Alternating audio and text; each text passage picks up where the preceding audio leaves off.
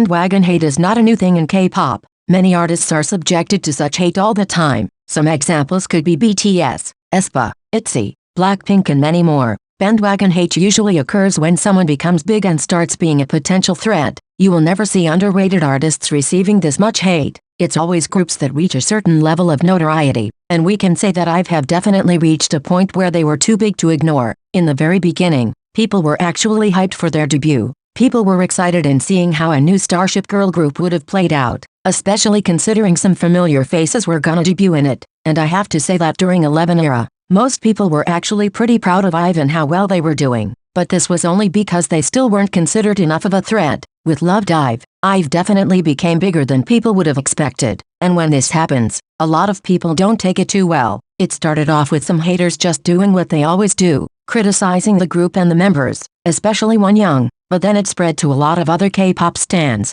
This always happens when it comes to bandwagon hate. Some people are just haters that have something against the artists, but most people don't actually have anything against the artists and they just follow the trend. And in this case the trend was hating on IVE. The group has been hated on for many different reasons. Let's see which reasons.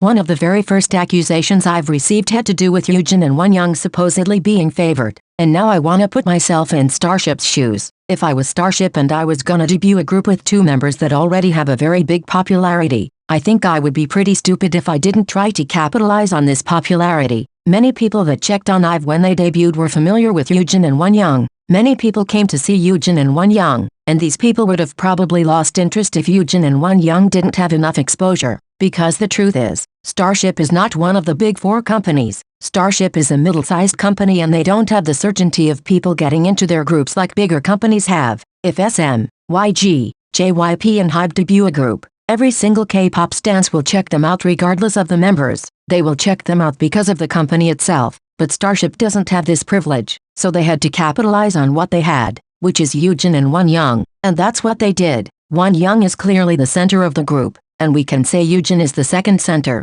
Many K-pop groups have centers that usually stand in the middle. Many K-pop groups have standing positions, but somehow this seems to be a problem only when it comes to IVE. Another thing I want to mention is how people have convinced themselves that the other IVE members don't have the chance to shine because everything revolves around Yujin and Wonyoung. But in reality the other members are actually getting more solo jobs than most of the other rookie idols. First off I want to talk about Ray. She was the second K-pop idol to have ever been on the cover of Vogue Japan after Lisa from Blackpink. I repeat, Vogue Japan. This doesn't seem like something that would happen if the company really had no intentions of making the other members shine. Ray is also the first member whose fancam reached 2 million views after Yujin and Wonyoung, which indicates she's pretty loved by the general public. Then the other members have all had solo photoshoots for various brands. And just because you missed it, it doesn't mean it didn't happen. We also have to consider that brands are the ones who ask for idols to be their endorsers. And given Yujin and Wonyoung's popularity, it's normal these two members are the most demanded ones. You can't be serious and expect the other four girls to match Yujin and Wonyoung's popularity in just 1 year since debut. Wonyoung has been an it girl since her IZ*ONE days,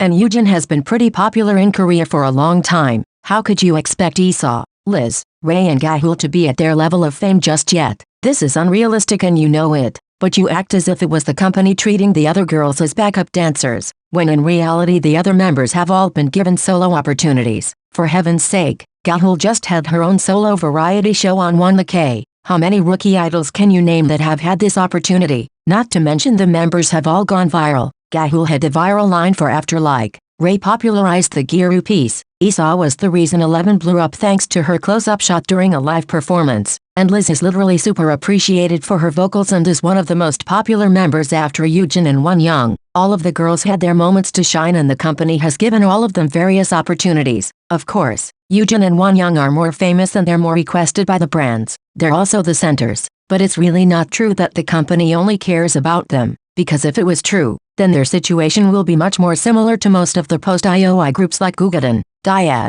and Wikimiki, where it was obvious that the ex-IOI members were the only ones the companies truly cared about. The truth is that some of you were convinced IVE would have become Wonyoung and friends before they even debuted, and now you're just gonna stick to this narrative. No matter how much exposure the other members might get, you will never change your mind because sticking to this narrative is convenient to discredit the other members and their relevance.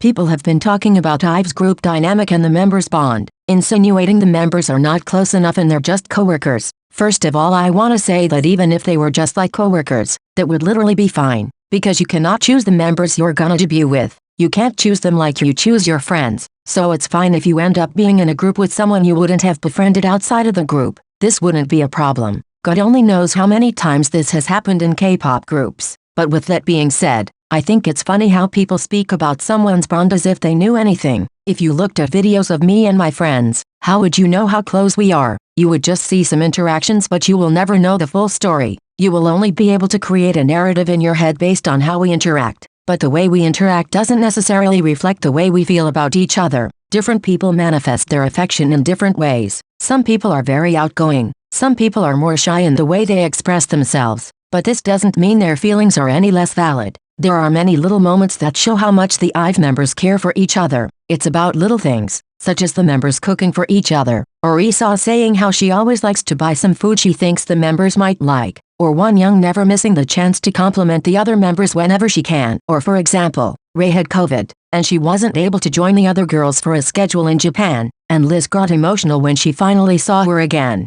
It's little things like that that actually show the girls care about each other. For fuck's sake, they live together and see each other every day. They're basically like family. And yes, they were a little awkward in the beginning considering most of them are introverts. But you have no business going around saying how they hate each other. Because if I asked you if you have ever seen their behind-the-scenes content, I'm pretty sure you would say you didn't. You all only look at some clips and think you can judge a friendship. What if people did the same with you and your friends? Some of you really need to go outside and touch some grass.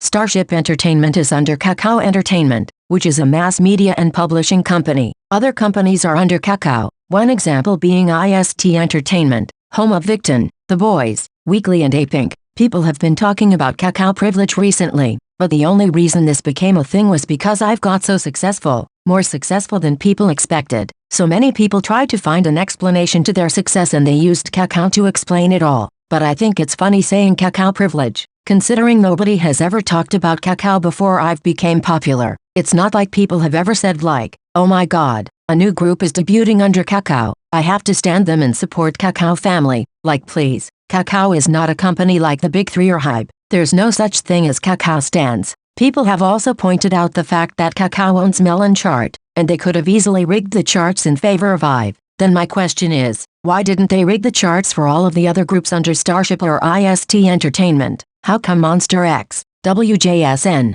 Gravity, Weekly, The Boys, A-Pink and Victon have never charted this well on Melon? Why would Kakao only rig the chart in favor of IVE? But even if they did rig the chart, this wouldn't explain IVE charting so well in other domestic charts like Vibe, Bugs, Genie, and even in international charts such as Billboard, Spotify, etc. People have also pointed out how Kakao owned a Facebook page that used to post some rumors regarding various celebrities and groups. Some of these rumors were negative and people have created a narrative, saying that Kakao is spreading malicious rumors to bring other groups down in order to damage IVE's rival groups. But this is still only speculation, because Kakao has only been accused of copyright infringement for owning the Facebook page, not for defamation. And by the way, some of the rumors posted by that page were also rumors against IVE, meaning that the purpose of the page was just spreading news and rumors, but there was no secret agenda to bring IVE's rival groups down. But back to Kakao privilege. There's actually no such thing as Kakao privilege, and I find it absurd that some of you are comparing it to Big Four privilege. Be honest, you didn't even know about Kakao before IVE debuted.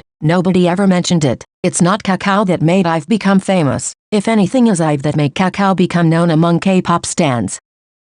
Obviously, haters have not refrained from criticizing the group's skills and talents. I personally think IVE are just like any average K-pop group out there. They're not above or below anyone in particular. Yujin and Liz are really powerful vocalists. Gahul has showed many times she's a pretty good dancer. Ray is definitely a talented rapper who also writes her own lyrics, while One Young and Esau are pretty charismatic performers on stage. No one is saying that IVE has the best dancers, vocalists and rappers in 4th gen, but some of you are comparing them to other groups by making it seem like every other group is just so much better than IVE, which is bullshit. Every other 4th gen group has some members that are pretty good at something and other members that still have to improve their skills, and so does IVE. They're not perfect, but neither are other rookie groups. At the end of the day, I feel like nobody would care this much about it if it wasn't for the fact that IVE are now everybody's target. They are actually a pretty solid group when it comes to talents. They have members who are in charge of vocals, members who are in charge of dancing, members who are in charge of rapping, and members who are in charge of facial expressions, and they all do what they have to do. Nobody is claiming they are the 4th gen group with the best skills,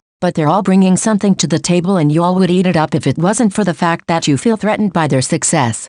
The truth of the matter is that IVE have gained a huge amount of attention and popularity in such little time, and coming from a middle-sized agency, nobody was expecting it. It's understandable for some people to try and bring them down, considering many stans thought their faves were gonna be the biggest 4th gen group, but IVE came around and started competing with groups from big companies, pissing many people off. The truth is that a lot of you are jealous, and that's why you wish to see them failing. This is what has always happened with groups like BTS and Blackpink as well. It's nothing new, and history is just repeating itself. Now you are trying to find every chance to hate on them for everything. You have been hating on Wonyoung for such a long time, and you are now hating on Esau as well, which is funny since you always preach about how we should protect minors. But it's always protect minors until it's IVE. It's always I can't wait for a non-Big 4 group to make it big until it's IVE. It is always let's support all girl groups until it's IVE. And this is pretty fucking sad. Whether you like it or not, IVE are gonna be big, and they'll be around for a long time. I'm afraid they will only get more and more hate as time goes by. But at the end of the day, they will be the ones going home with the awards. At the end of the day, they also have each other, and they also have fans who love them and support them. Anyway guys, thanks for watching this video till the end. It was very long, but these things needed to be said. Let me know your thoughts in the comments. Bye besties.